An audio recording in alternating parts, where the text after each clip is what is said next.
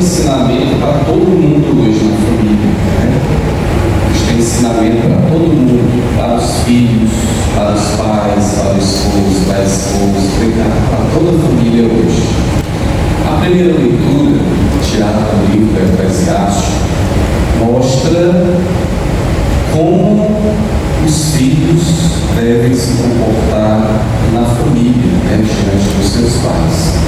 E quais são as graças que os filhos recebem por cumprirem a missão na família, de cuidar, de respeitar, de obedecer e de cuidar dos seus pais. Aqui a gente vê várias coisas que eu acho que os filhos de hoje não prestam muita atenção nesse detalhe da palavra. Né? Quem cuida, quem respeita, quem obedece aos pais, aqui está dizendo, né? Tem perdão dos pecados. Quando rezar, será atendido na oração. Vai ter muitos anos de vida.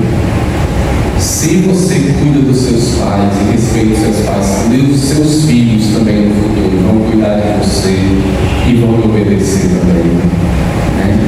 Vocês veem como o livro do Eclesiastes, escrito, né, do Antigo Testamento, há mais de 2000 anos, ele é bem atual para os nossos dias, né? O livro do Eclesiastes. Na segunda leitura, a gente vê aqui o ensinamento também para o esposo e para a esposa. Muitas pessoas acham, né, difícil hoje ter um relacionamento, ter um casamento, duas pessoas, né, morarem na mesma casa, tudo, né, olha, 48 anos, né, o casal Luizinho e Sônia dando testemunho para a gente. Mas por quê? Por que os casais, por que as pessoas hoje acham difícil o casamento? Por quê? Porque as pessoas hoje querem viver de acordo com os seus próprios interesses, de acordo com as suas próprias vontades, e não de acordo com a vontade de Deus. Não de acordo com a vontade de Deus. O maior ensinamento que vocês têm que aprender, Padre, qual é, como eu adquiro uma maturidade espiritual para a minha vida, para o meu casamento, para eu poder educar os meus filhos? Como é que eu cresço na minha fé? Como é que eu amadureço? Como é que eu sei o caminho que eu devo seguir? Está aqui, ó. O caminho que você tem que seguir está tudo aqui. Essas leituras que foram lidas estão aqui na palavra do ensinamento. Se você procura conhecer, se você procura ler, se você procura se aprofundar e guardar no seu coração, você vai ter uma bagagem espiritual para a sua vida. Foi assim que o menino Jesus, aliás, o jovem Jesus, com 12 anos, já sabia o que ele queria para a sua vida. Será que os jovens de hoje, né, os adolescentes de hoje com 12 anos, sabem hoje o que ele quer para a sua vida? A maioria não. A maioria não. Mas a gente tem que colocar aqui uma questão muito delicada, muito importante, que os responsáveis para a educação dos filhos hoje são os pais. Por que Jesus, com 12 anos, já estava no templo sabendo o que fazia? Porque Maria e José educaram eles. Do coelho. Maria e José do coelho. Né?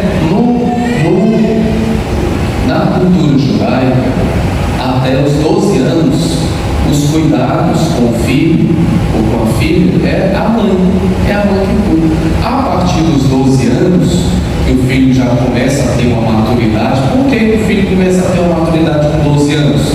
Porque ele conhece a palavra. Ele conhece a palavra. Tanto é que a primeira leitura que o filho vai fazer na sinagoga é com quantos anos? Com 12. Ele já conhece a Bíblia. Com 12 anos. Com 12 anos o rapaz já conhece a Bíblia. O menino de hoje com 12 anos sabe o quê? Não sabe nem lavar o próprio prato que come. Não sabe nem pegar um copo com água lá na cozinha para ele. Para vocês verem qual é a diferença, né? É questão de cuidar, é questão de sensibilidade, é questão de projeto espiritual de vida. Qual é o projeto espiritual que você tem para a sua família? Eu sei que você preparou todo o projeto humano, né? A sua casa, o seu casamento, isso e aquilo, mas qual é o projeto espiritual que você tem? Qual é a bagagem espiritual que você tem para ensinar o seu filho, para dar exemplo para ele, para que ele possa crescer na graça de Deus, assim como o menino Jesus cresceu? Mas antes, eu gostaria de falar para os casais, né, antes de tocar aqui no Evangelho do menino Jesus. Olha o que é que a carta de São Paulo diz, né, para o esposo, para a esposa. Mulheres, sejam solícitas para com seus maridos. Olha, tem muita mulher difícil, viu? Muita mulher difícil, surtada, que só sabe brigar, gritar, não sabe conversar. Hoje os casais têm dificuldade de sentar para poder conversar. Ai, padre, mas é muito difícil. Os costumes que meu esposo traz da família dele, quando ele era solteiro, ele traz os vícios que ele traz da família dele, de casa, deixa a toalha em cima da cama, quando sai do banheiro, molha a casa todinha e tal. Sim, e o que é que você vai fazer para ajudar o seu esposo? O que é que você vai fazer? Você acha que brigando, gritando, arranjando confusão todo dia vai adiantar para servir? Não vai. O que é que você vai fazer? A mulher sábia edifica o seu lar, diz a Sagrada Escritura, diz o Salmo. E o que é que você vai fazer para ajudar o seu marido, o seu esposo a mudar, a se ajeitar, a saber que agora ele não está sozinho, ele não está solteiro, ele agora tem responsabilidade com a família, com a casa, ele tem que saber também ajudar a esposa em casa, com os cuidados, né? Então, hoje a gente vive ainda uma cultura, eu sei que hoje a gente vive ainda uma cultura muito forte do machismo, né? Que o homem, para achar que ser homem, ele não precisa fazer certas coisas dentro de casa, que ele tem que se amostrar, que tem que ser forte, que tem que gritar, que tem que falar, que isso e aquilo. Não, o homem não é assim não. Veja Jesus, a sensibilidade de Jesus, como ele foi educado por Maria, por José, e como é a sensibilidade de Jesus. Jesus não precisava ficar mostrando por aí que era macho, que era homem, que era isso e aquilo, não. Mas a vida de Jesus na família mostrou para ele uma sensibilidade que ele tinha que ter com as pessoas, com os parentes, com os amigos e com a família. A gente sabe que é difícil hoje, né? Porque o mundo, a sociedade, né? quer passar para as famílias um relacionamento descartável. Hoje os relacionamentos estão como um objeto que você compra, né? no supermercado, lá no shopping, né? Se deu certo, você continua, se não deu certo, você se separa. Mas o casamento não é, a pessoa não é objeto, o casamento é um projeto de Deus e a família. Vejam lá o livro do Gênesis, na criação, como Deus instituiu o casamento, o homem e a mulher, e que o homem, quando tem, como é que é feito o casamento perfeito? Perfeito não, mas de acordo com as orientações e os caminhos do Senhor. Como é que é feito o matrimônio assim? Quando o homem tem uma maturidade de vida, de caminhada de fé na palavra e vai procurar assumir os compromissos matrimoniais, a mulher, do mesmo jeito, da mesma forma, quando a mulher tem a sabedoria nos caminhos do Senhor, na palavra, na oração, a mulher sabe ser uma esposa, uma mulher de Deus, e os dois, quando se unem, se formam uma só carne. Porque eles têm o quê? A sabedoria espiritual, não é a sabedoria do mundo. A sabedoria do mundo é quando brigar, qualquer probleminha que der se separa. E as mulheres têm que ter muito esse cuidado, essa responsabilidade, porque eu sei que muitas vezes a carga maior vai para a mulher.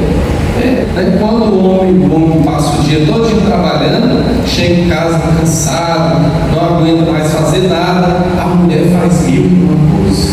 Está no trabalho, vai para a faculdade, quando chega em casa, arruma a casa, lava a luz, faz a comida, faz isso, cuida do menino, a mulher faz mil e uma coisa. E ainda sobra tempo à noite para dar amor para o esposo, né? Cansada de ter feito um bocado de coisa. O homem só faz uma coisa de cada vez, né? Porque faz parte da estrutura biológica do homem. O homem só faz uma coisa uma vez. Quando a mulher joga farril em uma coisa, a mulher está aqui conversando com o esposo, mas já está no celular resolvendo alguma coisa, já está vendo outra coisa, tudo resolve uma coisa. Porque é da dinâmica e da vida da mulher. Deus fez assim, e o homem tem uma outra dinâmica diferente de vida. Mas os dois, aquilo que falta na mulher, tem no homem, aquilo que falta no homem, tem na mulher. Por isso que os dois, quando se unem, formam uma só carne. Formam uma só carne. E os dois, quando tem uma maturidade espiritual, os dois se complementam. Os dois se complementam. O que é que São Paulo diz para o homem agora? Maridos, amai as vossas esposas e não sejais grosseiros com ela. Tem muito homem grosseiro. Tem muito homem grosseiro que não quer conversar, só quer brigar, não quer fazer nada dentro de casa, não quer ajudar, não quer partilhar. Acha que ainda é solteiro. Não tinha maturidade e responsabilidade para assumir essa missão. Por que você assumiu? Por que você assumiu? Se você está casado agora, tem filhos, você tem compromisso, você tem responsabilidade, você tem um cuidado com a sua esposa e com seus filhos, com as dificuldades da vida. Fica estressado, todos nós nos estressamos, mas tem que ter um cuidado, porque aquilo que você fala, o homem, né? Aquilo que você fala de maneira grosseira com a sua esposa, fica guardado ali no coração dela. E essa grosseria que você faz vai esfriando o relacionamento. Vai entender quando era solteiro, com a família em casa, com o pai, com a mãe, às vezes até nem recebeu isso em casa, né? Nem tinha. Se não tinha, não tem como dar agora para a esposa. Mas o homem tem que ter sabedoria, tem que ter cuidado, tem que ter sensibilidade, assim como José tinha com Maria, assim como Jesus tinha com as pessoas. O homem tem que ter isso. A palavra de Deus hoje, né, no dia da Sagrada Família, na celebração da Sagrada Família, Deus mostra como a gente deve pautar nossa vida e nossa família nos caminhos de Deus. O Evangelho de hoje, a gente vê a educação que Jesus recebeu de Maria e de José. Um jovem de 12 anos que já sabia o que queria para a sua vida. A família foi em caravana para Jerusalém. A família foi em caravana para Jerusalém. E Jesus, o jovem Jesus com 12 anos, foi para o templo. Foi para a igreja. Conversar com os doutores da lei, refletir sobre a palavra, meditar e rezar. O jovem Jesus foi para o templo. E de repente, no retorno, a família, né, Maria e José, perceberam que Jesus não estava na caravana de volta. E procuraram Jesus por todo canto. Procuraram Jesus por todo canto. E encontraram Jesus lá na igreja, conversando com os doutores. E Maria disse: meu filho, o que foi que aconteceu? A gente estava preocupadíssimo em procurando, a gente já tinha voltado para casa e você está aqui na igreja. E a resposta de Jesus, assim, é muito bonita, né? Porque Jesus disse: mas por que vocês estavam me procurando? Eu estou aqui porque vocês me ensinaram a estar aqui. Eu estou na casa do Pai. O que foi que vocês me ensinaram a vida toda na palavra? O que foi que vocês me ensinaram? Estou aqui na casa do Pai, que é o lugar mais importante. 12 anos. Né? Tudo aquilo que Jesus tinha na sua vida e na sua caminhada, ele aprendeu de Maria e de José. De Maria e de José. Com 12 anos, o menino Jesus já sabia que era o que queria na sua vida, assim como os jovens lá já com 12 anos que faziam a sua iniciação na vida da igreja e da comunidade com 12 anos. A gente vê a dificuldade que os pais têm de educar os filhos na fé. Porque os pais se preocupam com muitas coisas do mundo e não se preocupam com a vida espiritual do seu filho. Não se preocupam, infelizmente.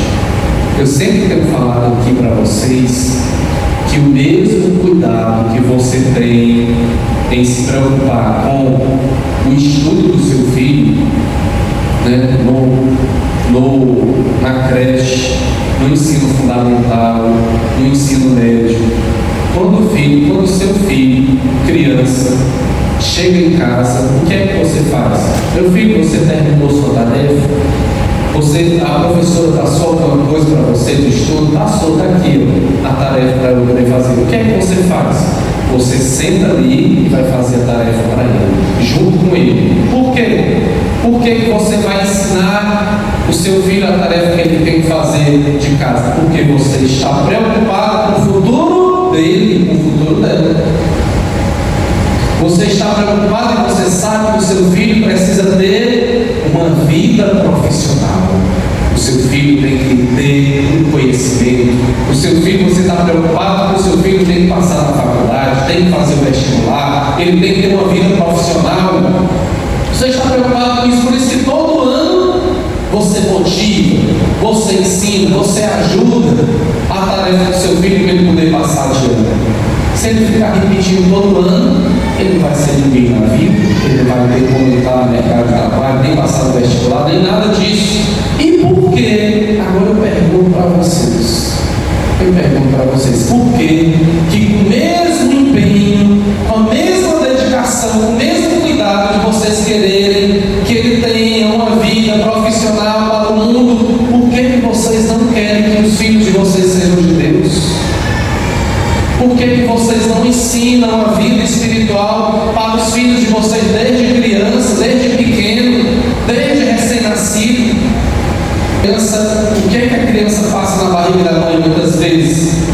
É briga, é confusão, é discussão em casa, é estresse, é música do mundo. Aí você quer que o seu filho e sua filha nasça como?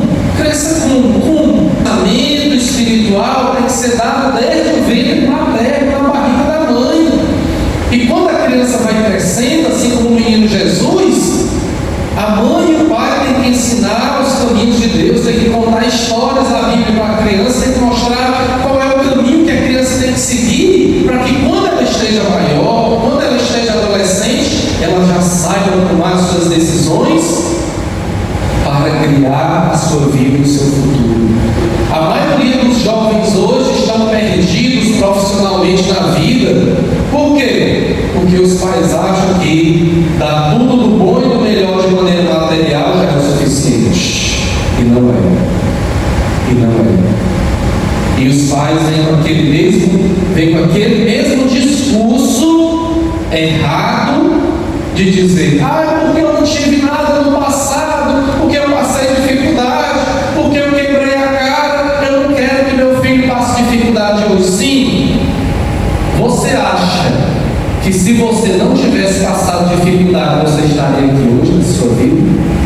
Talvez sim, talvez não. Mas você não pode negar que a vida que você tem hoje foi por causa das dificuldades, dos sofrimentos, das provações que você teve lá atrás. Você não pode negar isso. Porque as dificuldades que você passou lhe ajudou a ser uma pessoa melhor, lhe ajudou a amadurecer, lhe ajudou a batalhar, lhe ajudou a lutar, lhe ajudou a ser a pessoa que você quer hoje. E por que você não deixa o seu filho se desenvolver? Por que você não deixa o seu filho querer ser uma pessoa melhor, uma pessoa que aprenda com as dificuldades, com os problemas do mundo? A maioria dos filhos hoje, com 12 anos, da idade de Jesus, não conhece nada da palavra, não conhece nada da vida, não conhece nada do mundo. Por quê? Porque recebe tudo na mão. Está saindo de casa, está preso dentro do apartamento.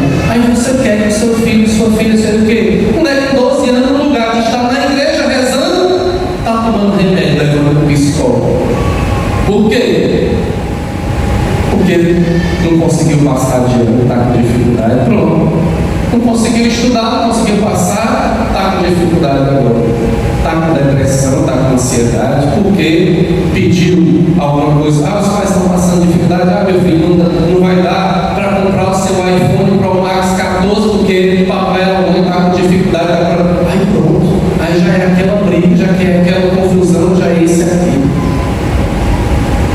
Como é que você está educando os seus filhos? Como é? Isso é para vocês poderem refletir. A palavra, isso aqui que eu estou falando, gente, está tudo na palavra. Está tudo na palavra. Mas sem o conhecimento da palavra, não dá para você educar os seus filhos. Não dá. A maioria dos filhos hoje peitando os pais, desobedecendo os pais. Olha o que o menino, o que o jovem Jesus com 12 anos fazia.